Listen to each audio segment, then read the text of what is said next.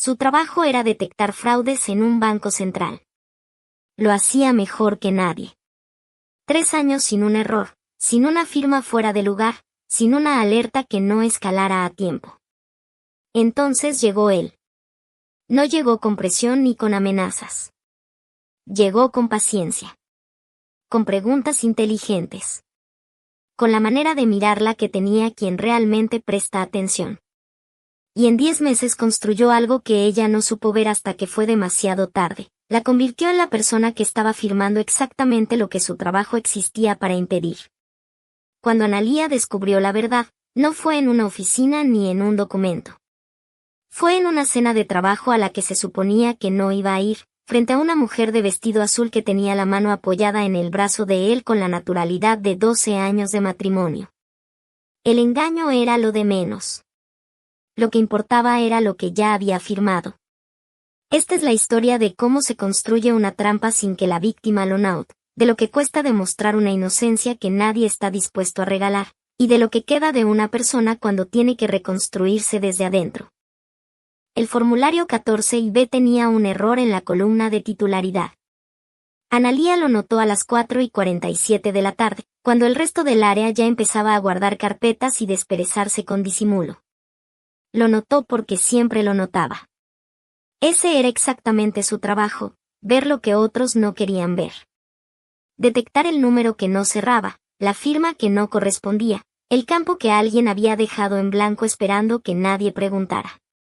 Cumplimiento normativo. Compliance. El nombre del área sonaba a burocracia, y en parte lo era, pero Analía había aprendido a leerlo de otra forma. Era la última línea antes del desastre. El filtro que separaba la operación limpia de la que podía convertirse, con el tiempo y la negligencia suficiente, en algo que ningún abogado quería defender. Subrayó el error con lápiz rojo. Lo documentó. Lo envió al área correspondiente con una nota breve y sin adornos. Apagó la pantalla a las 5:03. No era la última en irse, pero tampoco de las primeras. Había encontrado ese ritmo durante los 3 años que llevaba en el banco, una cadencia invisible que le permitía hacer bien su trabajo sin que nadie la percibiera como amenaza ni como fantasma. Existía en el espacio intermedio de las oficinas, lo suficientemente presente para que la respetaran, lo suficientemente discreta para que no la temieran. Lo que no sabía, mientras recogía su bolso y revisaba por costumbre que la bandeja de pendientes estuviera vacía, era que alguien llevaba semanas observando exactamente eso. Franco Lares había llegado al banco 18 meses antes, con un historial que circuló entre los pasillos antes de que él pisara la primera reunión. Gerente principal. Venía de una entidad regional con resultados que la presidencia citaba en presentaciones. Tenía 42 años, una manera de pararse frente a una sala que hacía que la gente inclinara levemente el torso hacia adelante sin darse cuenta, y una habilidad particular para recordar nombres. El primer día que habló con Analía no fue en una sala de reuniones. Fue en el pasillo del 4º piso, junto a la máquina de café, un martes por la mañana en que ella llevaba una carpeta bajo el brazo y él iba en dirección contraria. Pino, ¿verdad?, dijo, frenando apenas. Ella se detuvo. Sí. Leí tu informe sobre los controles cruzados en cuentas corresponsales. Buen trabajo. No esperó respuesta. Siguió caminando. Analía tardó 3 pasos en procesar que él había leído algo que nadie en gerencia solía leer. Otros 4 en decidir que probablemente era protocolo, que los gerentes nuevos revisaban todo al principio. Llegó a su escritorio con esa explicación intacta y la dejó ahí, ordenada, sin seguir tirando del hilo. Eso también era algo que hacía bien, saber cuándo no continuar. Durante los 2 meses siguientes, Franco Lares fue construyendo algo que Analía no reconoció como construcción hasta mucho después. No era asedio. No era la presión que algunas compañeras describían cuando hablaban de hombres en posiciones de poder que confundían el organigrama con un derecho. Era otra cosa. Era paciencia. La consultaba. Primero en asuntos que genuinamente requerían criterio de compliance. Luego en cuestiones donde su opinión era opcional pero él la pedía de todas formas. Se paraba en el marco de su oficina, nunca entraba sin avisar. Ese detalle Analía lo anotó mentalmente sin saber por qué, y hacía preguntas que demostraban que había leído los informes anteriores. Eso era lo que más la descolocaba. Que los hubiera leído. En una reunión de coordinación donde Analía presentó un análisis de riesgo sobre 3 clientes con movimientos atípicos, Franco escuchó sin interrumpir, y cuando terminó dijo solamente, «Esto es lo que necesitábamos. Gracias». Nada más. Sin la condescendencia envuelta en elogio que ella había aprendido a detectar. Sin el gesto de quien cede la palabra a quien no esperaba que hablara bien.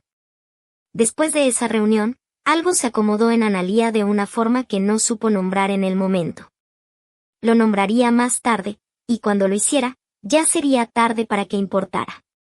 La primera vez que tomaron un café fuera del banco fue en octubre. Él lo propuso como una continuación de trabajo, porque había un tema de estructuras de reporte que quería revisar con ella sin las interrupciones de la oficina. Analía lo evaluó rápidamente, la propuesta, el tono, la distancia entre las palabras y lo que podrían contener. Y dijo que sí. El café duró 90 minutos. El tema de trabajo ocupó los primeros 40. El resto fue otra cosa. Franco hablaba de una forma que obligaba a pensar mientras escuchaba, no después. No hacía preguntas de relleno. Cuando Analía decía algo, lo sostenía un momento antes de responder, como si lo estuviera ubicando en algún lugar que solo él veía. Era desconcertante. Era, también, tremendamente difícil de no encontrar atractivo. Caminaron de regreso al banco sin terminar la conversación. Eso también fue intencional, aunque Analía no lo supo en ese momento. Que algo quedara sin cerrar. Que hubiera razón para continuar. Esa noche, en su apartamento, Analía comió sola frente a la ventana y pensó en la conversación con la misma atención analítica que le dedicaba a los expedientes de trabajo. Buscó el error. El número que no cerraba. No encontró nada. Eso debería haberla preocupado más. El noviazgo empezó sin que ninguno de los dos lo declarara. Fue más una acumulación que una decisión. Tardes que se extendían, mensajes que cruzaban el límite de lo laboral sin que nadie señalara ese límite, una cena un viernes donde él llegó con vino tinto y ella puso música que no solía poner cuando comía sola. Analía tenía 27 años y una historia afectiva que podría describirse como cuidadosa. No desconfiada, cuidadosa. Había aprendido a no confundir velocidad con profundidad, a no tomar el entusiasmo inicial de alguien como prueba de nada. Pero Franco no era entusiasta. Era constante. Y la constancia, descubrió, era mucho más difícil de resistir. Lo que sí notó, desde el principio, era que la relación existía dentro de ciertos límites. Nunca en el banco. Eso lo entendía, el banco era el banco. Pero tampoco en ningún lugar donde pudieran encontrarse con alguien del banco. Los restaurantes eran siempre en barrios alejados del circuito que ella conocía. Los planes eran de noche, o los fines de semana, o en espacios cerrados. La primera vez que lo pensó en voz alta fue una noche de diciembre, mientras él le servía más vino y ella miraba la calle desde el ventanal del apartamento de Franco.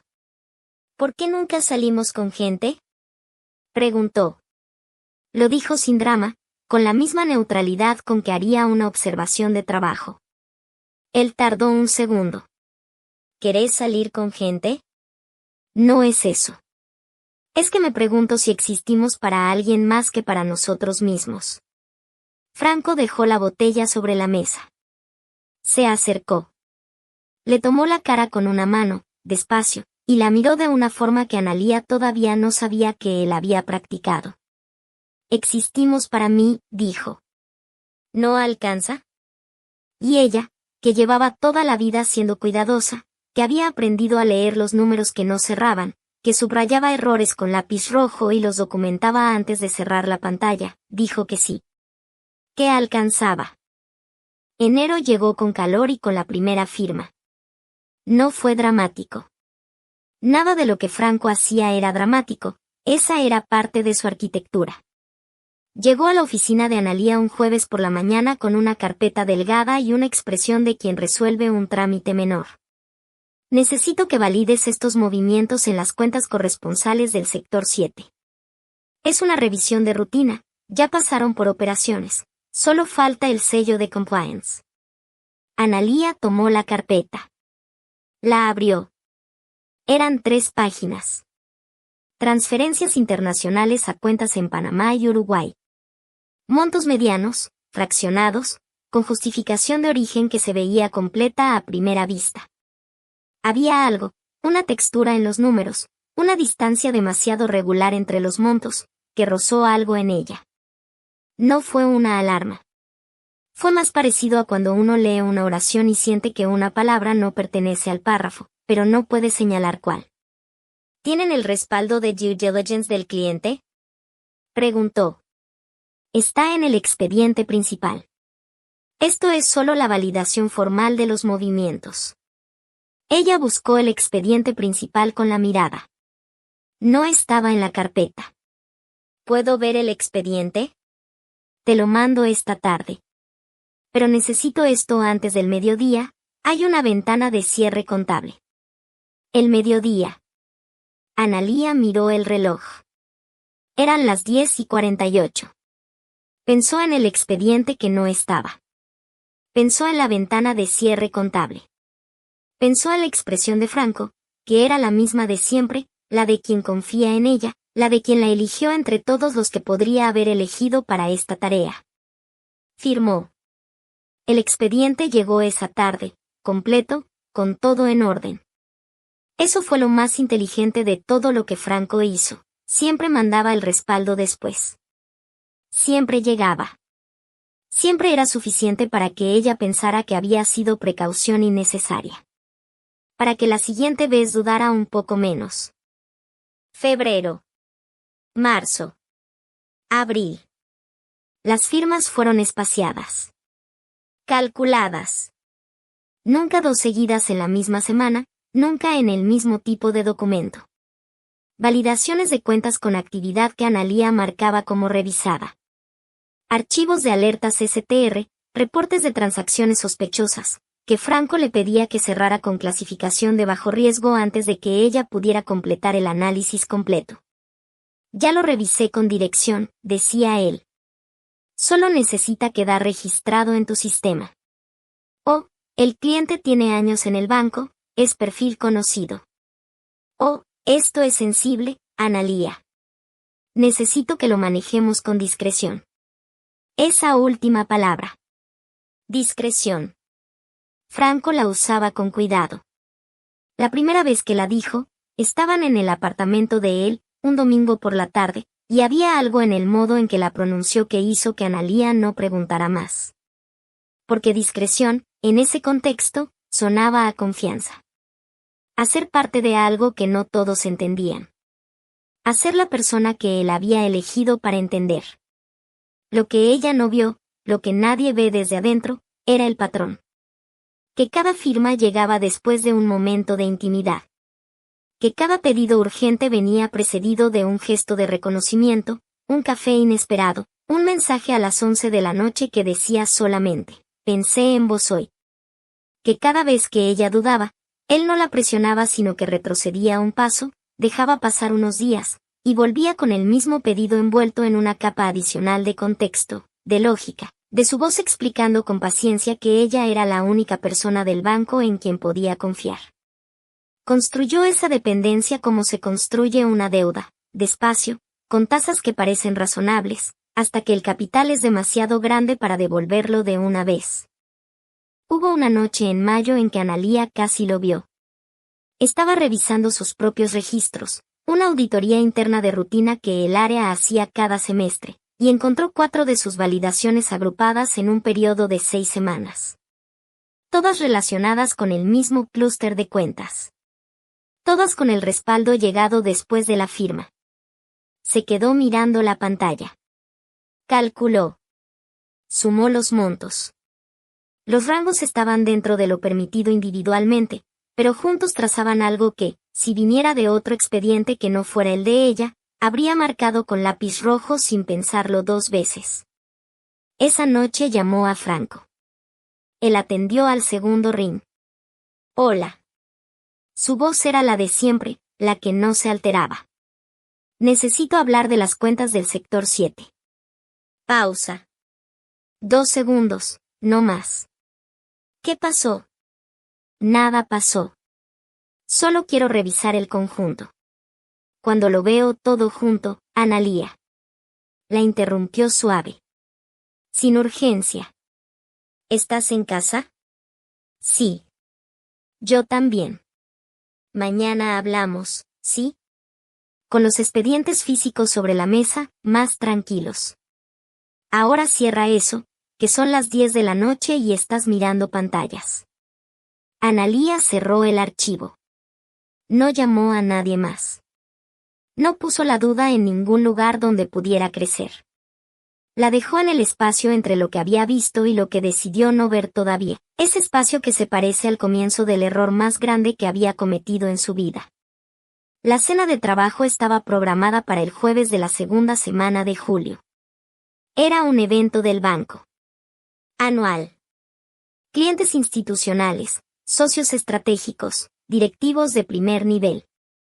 El tipo de cena donde el orden de los cubiertos importaba y donde cada asistente sabía exactamente por qué estaba ahí. Franco le avisó con 10 días de anticipación. Voy a ir yo. Vos no tenés que ir necesariamente, tu área no está involucrada en los clientes que van a estar. Analía lo miró. Me llegó la invitación. Sí, les llega a todos los jefes de área. Pero es opcional para compliance si no tienen casos activos con los clientes de la noche. Tenía lógica. Y sin embargo algo en ella se quedó quieto un momento demasiado largo antes de aceptarlo. Igual me parecía una oportunidad de estar más presente en este tipo de eventos, dijo. Franco asintió, despacio. Tiene sentido. Pero este jueves es particular, hay conversaciones muy específicas de negocio que van a necesitar espacio. ¿Qué te parece si organizamos algo los dos esa misma noche? Cena íntima, los dos solos. Hace tiempo que no tenemos una noche tranquila. Y ahí estaba. La sustitución. No una negación, sino un reemplazo. Algo mejor en el lugar de lo que ella quería. Analía dijo que sí. El jueves llegó con el cielo encapotado desde la mañana. A las 7 de la tarde, con la mesa puesta y la comida empezando a enfriarse, sonó el teléfono de Analía. Era Franco. Amor. Esa palabra al principio, como amortiguador. Me surgió algo. Un imprevisto con uno de los clientes de esta noche, necesito estar ahí. Ella no respondió inmediatamente. Analía. Sí. Entiendo. Mañana compensamos. Te lo prometo. Cortó. Analía se quedó mirando el teléfono un momento. Luego miró la mesa. Los 2 vasos, las 2 servilletas dobladas, la vela que todavía no había encendido. Guardó la comida en silencio. A las 8 menos cuarto sonó el teléfono otra vez.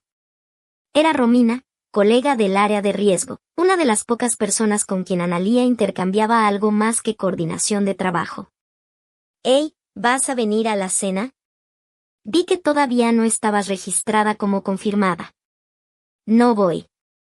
¿Por qué? Está bueno el evento.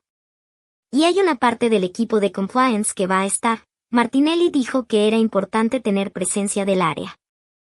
Analía miró la ventana. La calle mojada, el primer reflejo de los autos sobre el asfalto húmedo. Tenía otro plan.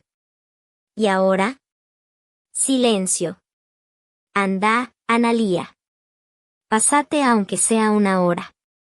Llegó al salón a las 9 menos 10. Se había cambiado despacio, casi en piloto automático, eligiendo el vestido negro que era neutral y correcto sin ser memorable. El pelo suelto. Los aros pequeños. La cartera donde guardaba, por costumbre, una libreta y un bolígrafo. El salón era el que ella imaginaba. Luz cálida, mesas largas, el murmullo de conversaciones que se superponen sin buscarse.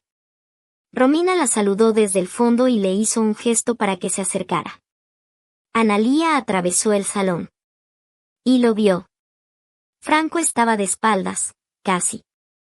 Un cuarto de perfil, lo suficiente para que ella reconociera la línea del hombro, la postura, el gesto de quien sostiene una copa con la mano izquierda y gesticula con la derecha mientras habla. A su lado, una mujer. 40 y pocos años. Vestido azul. El pelo recogido con esa clase de descuido estudiado que no es descuido en absoluto. Una mano apoyada levemente en el brazo de Franco, el gesto de quien tiene derecho sobre ese espacio sin necesidad de reclamarlo. No era una colega. No era una cliente. Analía lo supo antes de que ningún pensamiento tomara forma. Lo supo en algún lugar donde los pensamientos todavía no tienen nombre. Franco giró. Los ojos de los dos se encontraron en el exacto momento en que él no podía hacer nada. Ni un segundo para prepararse, ni un paso de distancia que diera margen. Solo el espacio abierto del salón y los dos mirándose con la cena de fondo y la mujer de azul que seguía hablando sin saber que el mundo acababa de reordenarse. Franco no palideció. Eso fue lo primero que Analía registró. No palideció. Simplemente la miró, y en esa mirada había algo frío y rápido que ella nunca le había visto antes. En 2 segundos había recalculado. En 3, se había vuelto hacia la mujer con una palabra suave. En 4, Analía había dado media vuelta y estaba caminando hacia la salida. Afuera hacía frío. Analía caminó media cuadra sin destino y se detuvo junto a un árbol cuya raíz había partido el cordón de la vereda. Miró esa raíz durante un momento que no supo medir. Pensó en el formulario 14B. En el error de la columna de titularidad. En que había tardado 4 minutos en detectarlo porque sabía exactamente qué buscar. Pensó en las 4 firmas. En los expedientes que llegaban después. En las noches donde él había dicho su nombre de una forma que hacía que todo lo demás pareciera poco importante. Pensó en la mujer de azul con la mano en el brazo de Franco. Y pensó, con una claridad que llegó despacio y sin misericordia, que ella había sido elegida. Que no había sido accidente ni debilidad ni la confusión ordinaria de alguien que se enamora sin ver bien. Había sido elegida. Estudiada. Osada. El viento movió las hojas sobre su cabeza. Analía sacó el teléfono del bolso, buscó el nombre de Romina en la pantalla, y lo guardó sin marcar. Todavía no. Todavía necesitaba entender cuánto. Esa noche no durmió. No fue el insomnio del dolor, aunque el dolor estaba. Fue algo anterior, más frío. El insomnio de quien está revisando un expediente grande y sabe que tiene que leerlo todo antes de sacar conclusiones. Se sentó en el piso del living con la espalda contra el sofá y el teléfono boca abajo sobre la alfombra, y reconstruyó. No cronológicamente, sino por peso. ¿Qué había firmado? ¿Cuándo? ¿Bajo qué circunstancias? La primera firma, enero. La urgencia del mediodía. El expediente que llegó después. Febrero. El cliente de perfil conocido. 3 cuentas vinculadas que ella había validado como revisadas sin completar el ciclo de análisis porque Franco le había dicho que dirección ya lo había visto. Marzo y abril. Los STR archivados. Los reportes de transacciones sospechosas que ella había clasificado de bajo riesgo y cerrado antes de tiempo. Mayo. La noche en que casi vio el patrón y llamó a Franco y él le dijo que cerrara la pantalla. 6 meses de trabajo limpio, 3 años de historial impecable, y encima de todo eso, como una capa que nadie había pedido permiso para poner, estas decisiones. Estas firmas. Estos cierres prematuros de alertas que, vistas juntas, desde afuera, desde el lugar donde las iba a ver alguien que no la amaba, contaban una historia que no era la suya. A las 3 de la mañana encendió la lámpara y buscó en su teléfono el nombre de un abogado. No para llamarlo todavía. para saber que tenía uno. El viernes fue el día más largo de su carrera. Franco no apareció por la oficina hasta el mediodía. Cuando lo hizo, pasó por el pasillo del cuarto piso con la misma cadencia de siempre, detuvo su recorrido en el marco de la puerta de Analía, y la miró. Ella levantó los ojos del monitor. No hubo palabras. Él esperó un segundo, buscando algo en su cara, calibrando. Luego hizo un gesto casi imperceptible con la cabeza, como diciendo que pasara lo que tuviera que pasar después de las horas de trabajo. Analía volvió al monitor. Esa tarde pidió acceso al sistema de archivo central con la clave de auditoría que tenía por función, no por jerarquía. Buscó sus propias validaciones de los últimos 6 meses. Las descargó todas.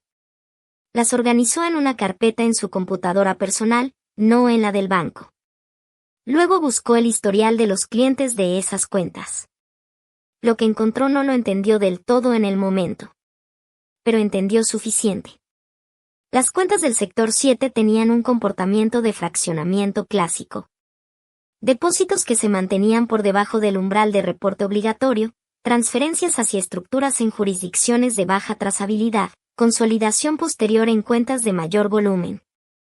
Era manual de lavado de activos. Primer capítulo, la estructura que ella aprendió a detectar en el segundo mes de su formación en el área. Cerró la computadora.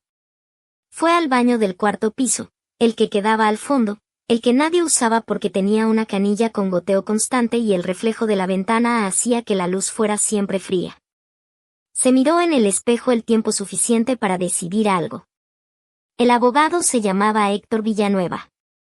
Lo había conocido 2 años antes en una jornada de capacitación sobre normativa antilavado. Había hablado 40 minutos sin notas, con la clase de conocimiento que no viene de los libros sino de haber estado parado del lado equivocado de una situación y haber necesitado entender cada detalle para salir de ella. Analía lo llamó el sábado por la mañana. Él atendió al cuarto ring con una voz que sonaba a quien ya había tomado el primer café pero todavía no había salido de su casa. Ella habló durante 22 minutos sin que él la interrumpiera. Le contó todo. No el amor, esa parte no. Las firmas. Las circunstancias.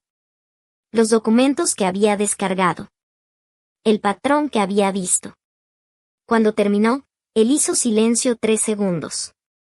¿Tenés copias de todo lo que firmaste? Descargué lo que pude ayer. Bien. No toques más nada en los sistemas del banco. No borres nada, no corrijas nada, no hagas ninguna anotación adicional. ¿Entendiste? Sí. ¿Él sabe que sabes? Analía pensó en la mirada del jueves. En el gesto de cabeza en el pasillo del viernes. Sabe que vi algo. No sabe cuánto. Perfecto. Que siga sin saber. Pausa. Analía. Esto es grave. No te voy a mentir. Pero hay algo que trabajar. Eso fue todo lo que necesitó escuchar. El lunes, Franco llamó a su celular a las 8 de la mañana. Necesitamos hablar. Sí, dijo ella. ¿Esta noche? Sí. Colgó. Le envió por mensaje a Villanueva la captura de esa llamada. Era un detalle pequeño, pero Villanueva le había dicho que guardara todo. Fecha, hora, contenido. Todo. Esa semana Analía hizo algo que le costó más de lo que esperaba. Actuó normal. Llegó al banco a su hora. Respondió correos. Asistió a las reuniones de coordinación. En 2 ocasiones cruzó a Franco en espacios comunes y lo saludó con la neutralidad profesional de quien tiene el mismo cargo en el organigrama y nada más. Él estudiaba. Ella lo sabía y dejaba que lo hiciera, porque lo que él veía era lo que ella necesitaba que viera. Una mujer confundida emocionalmente, no una mujer que estaba construyendo un expediente. La distinción importaba. La reunión de lunes a la noche fue en el apartamento de él. Franco abrió la puerta con expresión de quien viene a resolver algo. Tenía preparado vino, Y eso a Analía le dijo que había pensado en seducción antes que en explicación. Quiero que entiendas lo de la cena, empezó él, apenas cerraron la puerta. No quiero hablar de la cena. Él la miró. ¿De qué querés hablar? De nada. Vine a escucharte a vos. Eso lo descolocó, apenas. Lo suficiente para que ella lo viera ajustar el peso del cuerpo, recalibrar. Está bien. Hizo una pausa. Valentina es mi mujer. Llevamos años en una relación que es complicada de explicar. No me expliques. Analía, en serio, Franco. No me expliques la relación. No es lo que vine a escuchar. Él se quedó quieto. Y en ese silencio, Analía midió algo, que él no sabía cómo manejarla cuando ella no hacía las preguntas que él esperaba. Que su sistema funcionaba en respuesta al dolor, a la demanda emocional, a la mujer que pide explicaciones y puede ser contenida con palabras. No en respuesta a la calma. ¿Qué querés, entonces? Preguntó él. Quiero saber si hay algo más que necesites de mi área. Silencio. ¿Qué significa eso? Significa lo que dice. Franco puso la copa sobre la mesa con demasiada precisión. No hay nada más. Bien. Analía tomó su bolso. Entonces ya terminamos. Salió sin que él dijera nada más. Afuera, en la calle, caminó 3 cuadras hasta que sintió que el aire era suficientemente frío y abierto. Sacó el teléfono. Le escribió a Villanueva, la relación terminó esta noche. Él no tiene idea de cuánto sé. La respuesta llegó en segundos. Bien. Mañana empezamos.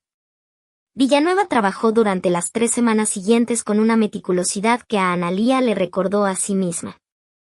Construyeron una línea de tiempo.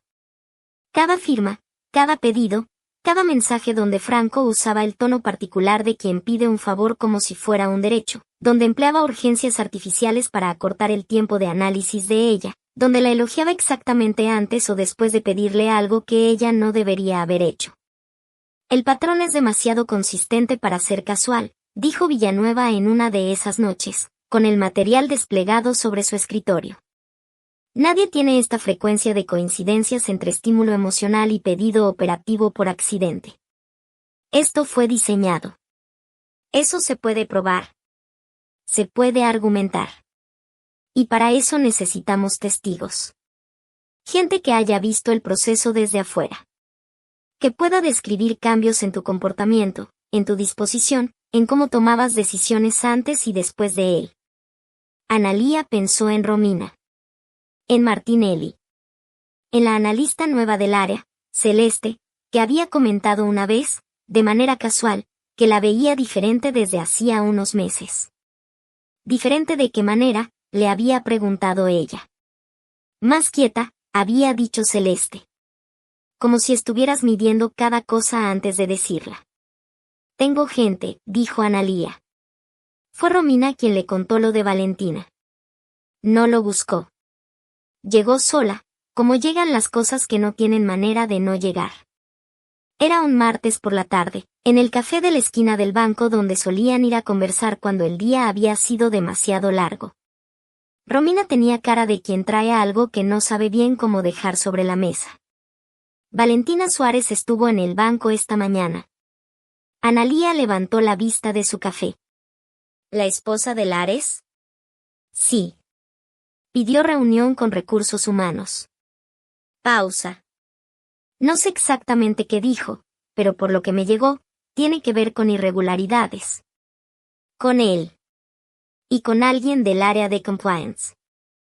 Analía dejó la taza sobre el platillo con cuidado. ¿Saben que soy yo? Todavía no creo que nombren a nadie. Pero Analía, si ella habló con recursos humanos, esto se va a abrir. Ya lo sé. Romina la miró un momento. ¿Qué está pasando? Y Analía, que había cargado todo eso sola durante semanas, que había aprendido desde chica que las cosas se resolvían en silencio o no se resolvían, Sintió el peso exacto de lo que significaba no tener que cargarlo sola. Le contó. Valentina Suárez tenía 44 años y una historia con Franco Lares que empezaba 12 años antes y había pasado por tanto que ya no tenía forma de contarse de corrido. Lo que sí tenía era documentación. Correos. Capturas de pantalla de conversaciones donde Franco mencionaba operaciones del banco con una ligereza que hacía que se le encogiera el estómago leerlas. Un audio de una discusión doméstica donde él, sin saber que ella grababa, decía el nombre de una cuenta que no debería haber conocido. Valentina no fue a la fiscalía por amor a la justicia. Fue porque Franco le había pedido el divorcio por mensaje de texto un miércoles por la tarde, y en ese mensaje, entre las líneas de quien ya tiene todo calculado, ella leyó que la estaba dejando expuesta. El abogado de Valentina contactó a Villanueva 2 días después. Lo que siguió fue una de esas conversaciones largas, sin café, sin pausa, donde dos personas que representan intereses distintos descubren que tienen el mismo problema y que resolverlo juntos es la única opción que tiene sentido. Valentina no sabía el nombre de Analía todavía. Cuando lo supo, llamó directamente. La conversación duró 11 minutos y fue, de principio a fin, incómoda en los dos sentidos que importaban. Pero al final, Valentina dijo algo que Analía no olvidaría: yo no te voy a ayudar a vos. Voy a ayudar a lo que es correcto. Que en este caso es lo mismo. La denuncia fue presentada en la Fiscalía Especializada en Delitos Económicos un martes de agosto. Franco Lares fue notificado al día siguiente. Lo que sucedió en las 48 horas posteriores fue lo que Villanueva había anticipado. Franco intentó moverse primero. Habló con 2 directivos del banco. Llamó al área de legales. Intentó que su versión de los hechos llegara antes que la de nadie. Pero la versión de los hechos de Franco dependía de una sola cosa: que Analía pareciera cómplice consciente. Que las firmas fueran acuerdo y no manipulación. Que los 10 meses de relación probaran no que él la había usado sino que ella había elegido participar. Para eso necesitaba que ella no tuviera nada construido. No calculó bien eso. El banco abrió una investigación interna 3 días después de la denuncia fiscal. Analía fue citada a una reunión con el área de legales y la auditoría interna. Fue con Villanueva. Llegó con una carpeta que tenía 72 páginas de documentación ordenada cronológicamente. La reunión duró 3 horas. Al final, el director de auditoría, un hombre de 60 años que llevaba toda su carrera aprendiendo a leer lo que los números ocultaban, la miró durante un momento largo. Sus registros previos, dijo, son inconsistentes con estas decisiones. En 3 años, 0 observaciones. Reportes precisos, alertas bien escaladas, documentación completa. Y de pronto, 6 meses de omisiones en cadena sobre el mismo clúster de cuentas. Sí, dijo Analía. ¿Qué cambió? Empecé a confiar en alguien que sabía exactamente cuándo pedirme que confiara. El director de auditoría asintió una sola vez. Escribió algo en su libreta. No preguntó más. El proceso duró 6 meses desde la denuncia hasta la primera audiencia. 6 meses en que Analía siguió yendo al banco. Esa fue la primera batalla, y fue una que nadie le dijo que tendría que dar. La tentación de desaparecer, de pedir licencia, de dejar de pisar el 4º piso mientras todo se resolvía en algún lugar que no fuera su escritorio. Villanueva fue claro: si te vas, parece culpa. No lo es, pero lo parece. Quedarte es incómodo. Pero quedarte es también la demostración más silenciosa de que tenés algo que sostener. Entonces fue. Llegaba a las 8:45. Abría los expedientes. Hacía su trabajo con la misma cadencia de siempre, subrayaba errores con lápiz rojo, documentaba, enviaba las observaciones al área correspondiente. En las reuniones de coordinación tomaba su lugar habitual frente a la ventana y hablaba cuando tenía algo que decir. Franco había sido suspendido preventivamente a los 10 días de abierta la investigación. Su oficina estaba cerrada con llave. Nadie mencionaba su nombre en voz alta, Ese silencio particular de las instituciones cuando algo que tocaba a todos empieza a nombrarse en términos legales. Analía miraba esa puerta cerrada cada vez que pasaba por el pasillo. No sentía satisfacción ni tristeza. Sentía una especie de reconocimiento frío, como cuando uno cierra un expediente que llevó demasiado tiempo abierto. La defensa de Analía tenía 3 pilares. El primero era su historial. Villanueva presentó 3 años de registros impecables. Cada alerta escalada a tiempo. Cada STR completado con el ciclo de análisis completo. Cada validación acompañada de documentación sin excepción. El perfil de una profesional que no saltaba pasos porque entendía exactamente para qué existían. El patrón de las omisiones, argumentó Villanueva, no coincide con el perfil de la imputada. Coincide, en cambio, con el periodo preciso de la relación sentimental con el señor Lares. Las irregularidades empiezan exactamente donde empieza la influencia y terminan exactamente donde termina el contacto. El segundo pilar eran los mensajes. 147 mensajes.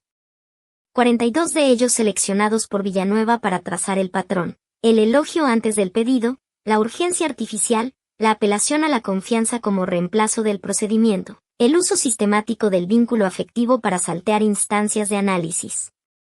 Decía en uno de esos mensajes, sos la única que entiende estos procesos como yo los necesito. En otro, no hay tiempo para el ciclo completo, ya lo revisamos con dirección, necesito que lo cierres hoy. Y en uno más, confía en mí. ¿Cuánto tiempo llevamos construyendo esto?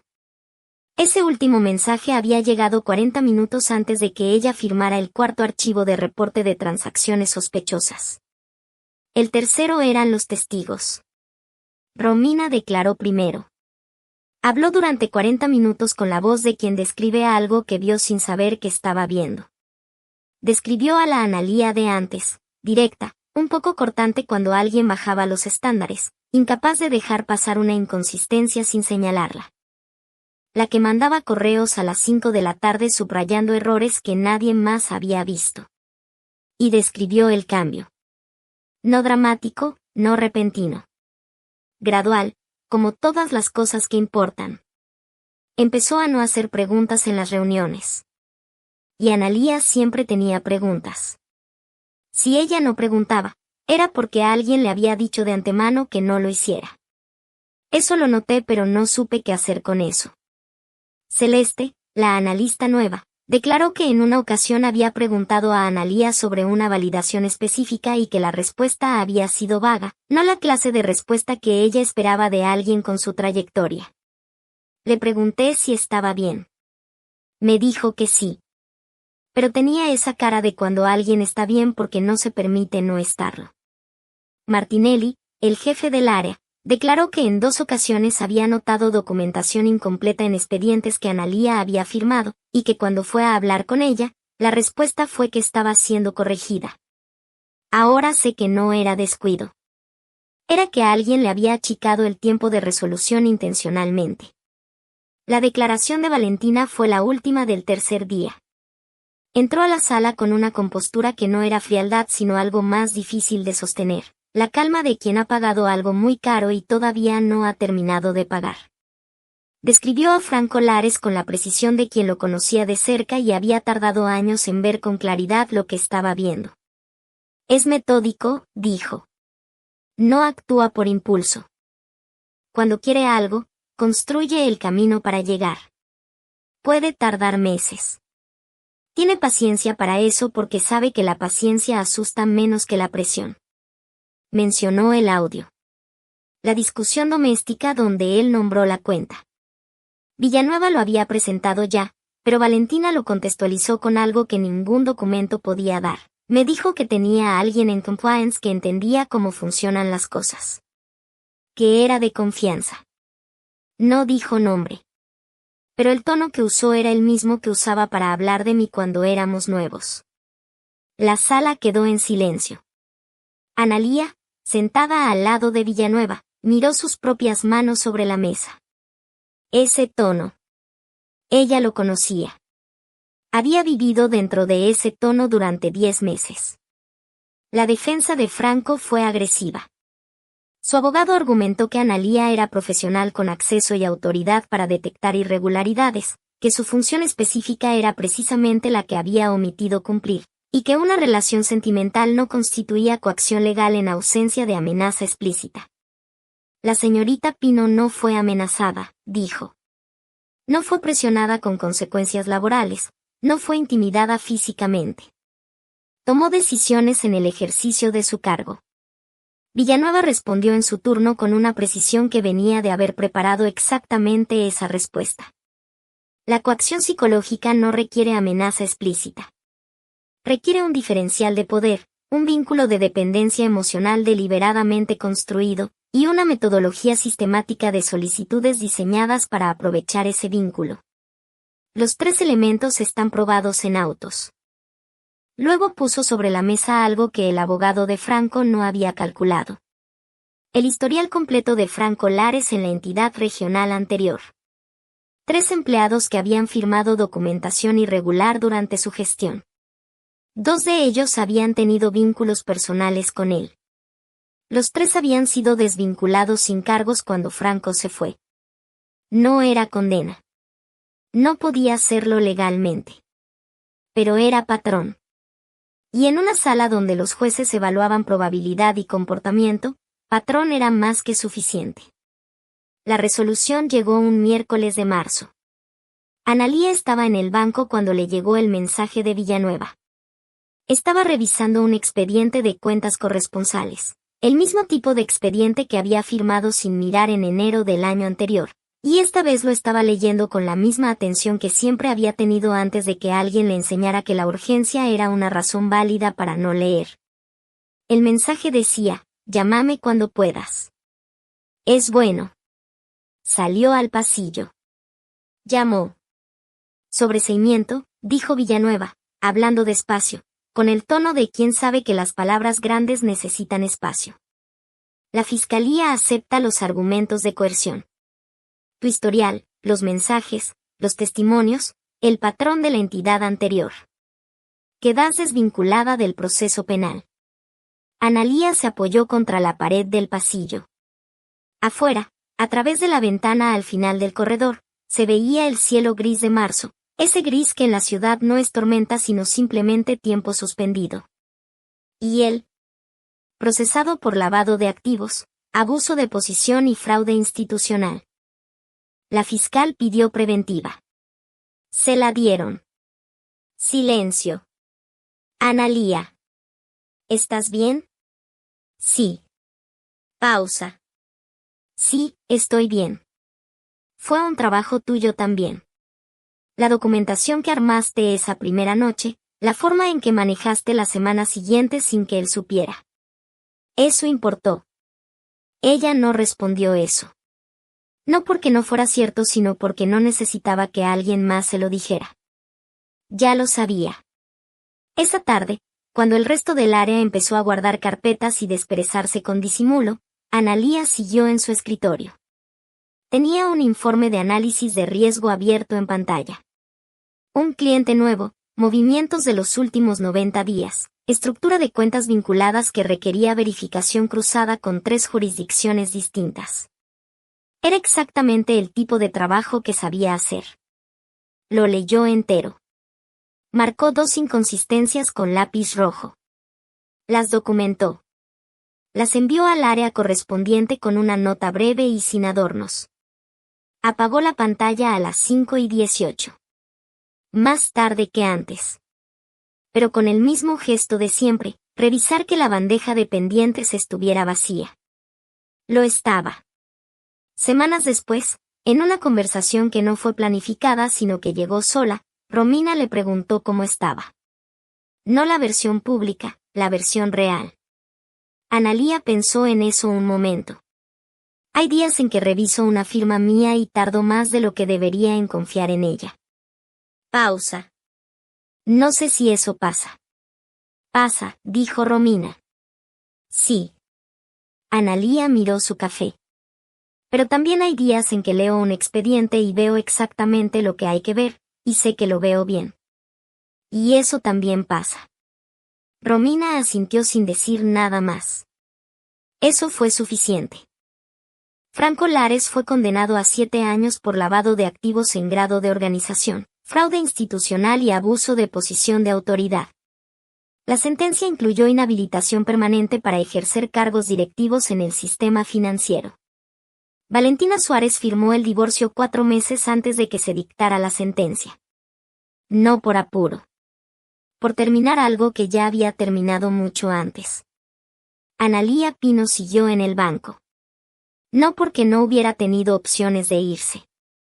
Las tuvo. Sino porque irse habría sido dejar el lugar a algo que no merecía quedarse. El trabajo era suyo antes de que Franco Lares pisara el 4º piso por primera vez. Seguía siendo suyo. Un año después del sobreseimiento, fue promovida a coordinadora del área de cumplimiento normativo. La primera medida que tomó en ese cargo fue revisar el protocolo de urgencias operativas. Estableció que ningún reporte de transacción sospechosa podría archivarse antes de completar el ciclo de análisis completo, sin excepciones, sin importar quién pidiera la excepción ni bajo qué argumentos. Lo escribió ella misma. Con lápiz rojo. Hemos llegado al final de esta atrapante historia. Si te ha gustado, te invito a que te suscribas al canal y actives la campana de notificaciones para no perderte ninguno de los contenidos e historias que hago para ti. Gracias. Gracias por escuchar. Nos vemos en el próximo video, de Historias para el Café. Hasta la próxima.